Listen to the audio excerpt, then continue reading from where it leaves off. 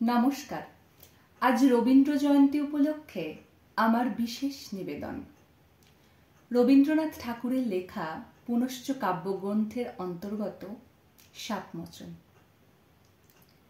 গন্ধর্ব সৌরসেন সুরলোকের সঙ্গীত সভায় কলানায়কদের অগ্রণী। সেদিন তার প্রেয়সী মধুশ্রী গেছে সুমেরু শিখরে সূর্য প্রদক্ষিণে। সৌরসেনের মন ছিল উদাসী। অনবধানে তার মৃদঙ্গের তাল গেল কেটে। উর্বশীর নাচে সমে পড়ল বাধা। ইন্দ্রাণীর কপল উঠল রাঙা হয়ে।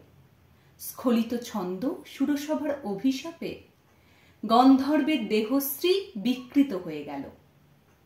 অরুণেশ্বর নাম নিয়ে তার জন্ম হল গান্ধার রাজগৃহে। মধুশ্রী ইন্দ্রাণীর পাদপীঠে মাথা রেখে পড়ে রইল। বললে, বিচ্ছেদ ঘটিও না, একই লোকে আমাদের গতি হোক, একই দুঃখ ভোগে, একই অবমাননা। শচী সকরুণ দৃষ্টিতে ইন্দ্রের পানে তাকালেন। ইন্দ্র বললেন, তথাস্তু, যাও মর্তে, সেখানে দুঃখ পাবে, দুঃখ দেবে, সেই দুঃখে ছন্দপাতন, অপরাধের ক্ষয়। মধুশ্রী জন্ম নিল মদ্র রাজকুলে, নাম নিল কমলিকা। একদিন গান্ধারপতির চোখে পড়ল মদ্র রাজকন্যার ছবি।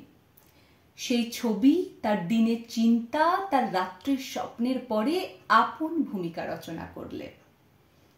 গান্ধারের দূত এলো মদ্র রাজধানীতে।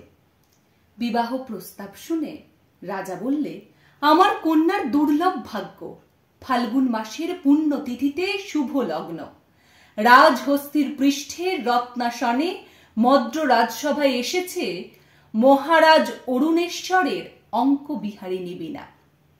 স্তব্ধ সঙ্গীতে সেই রাজ প্রতিনিধির সঙ্গে কন্যার বিবাহ। যথাকালে রাজবধূ এলো পতিগৃহে। নির্বাণ দ্বীপ অন্ধকার ঘরে প্রতি রাত্রে স্বামীর কাছে বধূ সমাগম। কমলিকা বলে, প্রভু, তোমাকে দেখবার জন্য আমার দিন আমার রাত্রি উৎসুক, আমাকে দেখা দাও। রাজা বলে, আমার গানেই তুমি আমাকে দেখো, অন্ধকারে বীণা বাজে, অন্ধকারে গান্ধর্বী কলা নৃত্যে বধূকে বর প্রদক্ষিণ করে। সেই নৃত্যকলা নির্বাসনের সঙ্গিনী হয়ে এসেছে তার মর্তদেহে। নৃত্যের বেদনা রানীর বক্ষে এসে দুলে দুলে ওঠে। নিশীত রাত্রে সমুদ্রের জোয়ার এলে তার ঢেউ যেমন লাগে তটভূমিতে, অশ্রুতে প্লাবিত করে দেয়।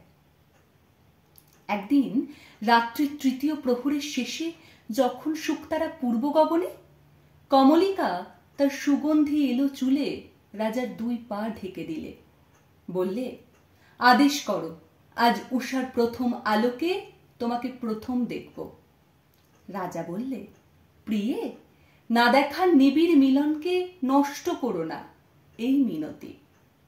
মহিষী বললে, প্রিয়প্রসাদ থেকে আমার দুই চক্ষু কি চিরদিন বঞ্চিত থাকবে? অন্ধতার চেয়েও এ যে বড় অভিশাপ। অভিমানে মহিষী মুখ ফেরালে। রাজা বললে, কাল চৈত্র সংক্রান্তি, নাগকেশরের বনে নৃভিতে সখাদের সঙ্গে আমার নৃত্যের দিন। প্রাসাদ শিখর থেকে চেয়ে দেখো। মহিষী দীর্ঘ নিঃশ্বাস পড়ল। বললে, চিনব কি করে? রাজা বললে, যেমন খুশি কল্পনা করে নিও, সেই কল্পনাই হবে সত্য। চৈত্র সংক্রান্তির রাত্রে আবার মিলন। মহিষী বললে, দেখলাম নাচ, যেন মঞ্জরিত শালতরুশ্রেণীতে বসন্ত বাতাসের মত্ততা।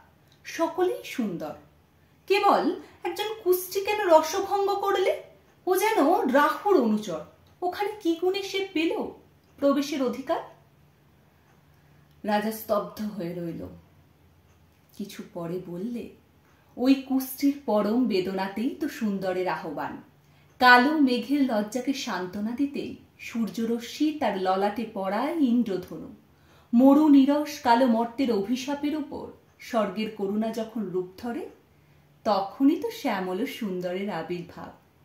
প্রিয়তমে, সেই করুণাই কি তোমার হৃদয়কে কাল মধুর করেনি? না মহারাজ না, এই বলে মহিষী দুই হাতে মুখ ঢাকলে। রাজার কণ্ঠে সুরে অশ্রু ছোঁয়া লাগলো। বললে, যাকে দয়া করলে হৃদয় তোমার ভরে উঠত, তাকে ঘৃণা করে মনকে কেন পাথর করলে? রসবিকৃতির পীড়া সইতে পারিনে, এই বলে মহিষী আসন থেকে উঠে পড়ল। রাজা তার হাত ধরলে, বললে, একদিন সইতে পারবে, আপনারই আন্তরিক রসের দাক্ষিণ্যে, কুস্ত্রীর আত্মত্যাগে সুন্দরের সার্থকতা। ভ্রু কুটিল করে মহিষী বললে, অসুন্দরের জন্য তোমার এই অনুকম্পার অর্থ বুঝিনি। ওই শোনো উষার প্রথম কোকিলের ডাক, আজ সূর্যোদয় মুহূর্তে তোমারও প্রকাশ হবে আমার দিনের মধ্যে, এই আশায় রইলাম। রাজা বললে, তাই হোক, ভীরুতা যাক কেটে। দেখা হলো, টলে উঠল যুগলের সংসার। কি অন্যায়, কি নিষ্ঠুর বঞ্চনা! বলতে বলতে কমলিকা ঘর থেকে ছুটে পালিয়ে গেল। গেল বহু দূরে, বনের মধ্যে মৃগের জন্য যে নির্জন রাজগৃহ আছে সেইখানে। কুয়াশায় শুকতারার মতো লজ্জায় সে আচ্ছন্ন। রাত্রি যখন 2 প্রহর, তখন আধো ঘুমে সে শুনতে পায় এক বীণা ধ্বনির আর্ত রাগিনী।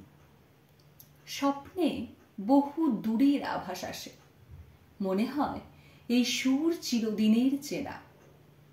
রাতের পর রাত গেল, অন্ধকারে তরুতলে যে মানুষ ছায়ার মতো নাচে, তাকে চোখে দেখে না, তাকে হৃদয়ে দেখা যায়। যেমন দেখা যায় জনশূন্য দেওদার বনের দোলাইত শাখায় দক্ষিণ সমুদ্রের হাওয়ায় হাহাকার মূর্তি। এ কি হলো রাজমহিষীর? কোন হতাশের বিরহ তার বিরহকে জাগিয়ে তোলে? মাটির প্রদীপ শিখায় সোনার প্রদীপ জ্বলে উঠল বুঝি? রাত জাগা পাখি নিস্তব্ধ নীরের পাশ দিয়ে হু হু করে উড়ে যায়। তার পাখার শব্দে ঘুমন্ত পাখির পাখা উৎসুক হয়ে ওঠেছে। বিনায় বাজতে থাকে কেদারা, বেহাগ, বাজে কালাংরা। আকাশে আকাশে তারাগুলি যেন তামসী তপস্বিনীর নীরব জপমন্ত্র। রাজমহিষী বিছানার পরে উঠে বসে। শস্ত্র তার বেণী, ত্রস্ত তার বক্ষ। বীণার গুঞ্জরণ আকাশে মেলে দেয় এক অন্তহীন অভিসারের পথ। রাগিনী বিছানো সেই শূন্য পথে বেরিয়ে পড়ে তার মন।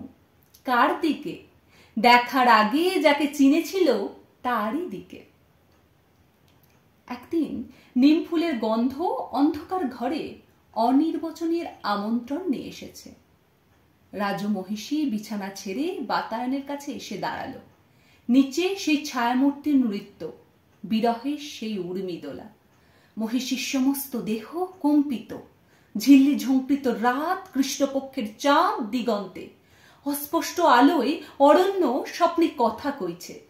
সেই বোবা বনের ভাষাহীন বাণী লাগলো রাজমহিষীর অঙ্গে অঙ্গে। কখন নাচ আরম্ভ হলো সে জানে না। এ নাচ কোন জন্মান্তরে, কোন লোকান্তরে। গেল আরো 2 রাত। অভিসারের পথ একান্তই শেষ হয়ে আসছে এই জানলারই কাছে। সেদিন বিনায় পরজের বিহ্বল মীর। কমলিকা আপন মনে নীরবে বলছে, ওগো কাতর, ওগো হতাশ, আর ডেকো না, আমার আর দেরি নেই। কিন্তু যাবে কার কাছে? চোখে না দেখেছিল যাকে, তারই কাছে তো। কেমন করে হবে? দেখা মানুষ আজ না দেখা মানুষকে ছিনিয়ে নিয়ে পাঠিয়ে দিলে 7 সমুদ্র পারে রূপকথার দেশে। সেখানকার পথ কোন দিকে? আরো 1 রাত যায়। কৃষ্ণপক্ষের চাঁদ ডুবেছে অমাবস্যার তলায়। আধারের ডাক কি গভীর! পথ না জানা যত সব গুহা গহ্বর মনের মধ্যে প্রচ্ছন্ন। এই ডাক সেখানে গিয়ে প্রতিধ্বনি জাগায়। সেই অস্ফুট আকাশবাণীর সঙ্গে মিলে ওই যে বাজে বিনায় কানারা। রাজমহিষী উঠে দাঁড়িয়ে বললে, আজ আমি যাব। আমার চোখকে আমি আর ভয় করিনি। পথের শুকনো পাতা পায়ে পায়ে বাজিয়ে দিয়ে সে গেল পুরাতন অশ্বত্থ গাছের তলায়। বীণা থামল। মহিষী থমকে দাঁড়ালো। রাজা বললে, ভয় করো না প্রিয়ে, ভয় করো না। তার গলার স্বর জলে ভরা মেঘের দূর গুরুগুরু ধ্বনির মতো। আমার কিছু ভয় নেই, তোমারই জয় হলো।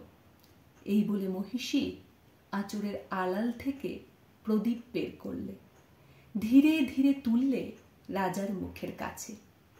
কণ্ঠ দিয়ে কথা বেরোতে চায় না, পলক পড়ে না চোখে। বলে উঠল, প্রভু আমার, প্রিয় আমার, এ কি সুন্দর রূপ তোমার। নমস্কার।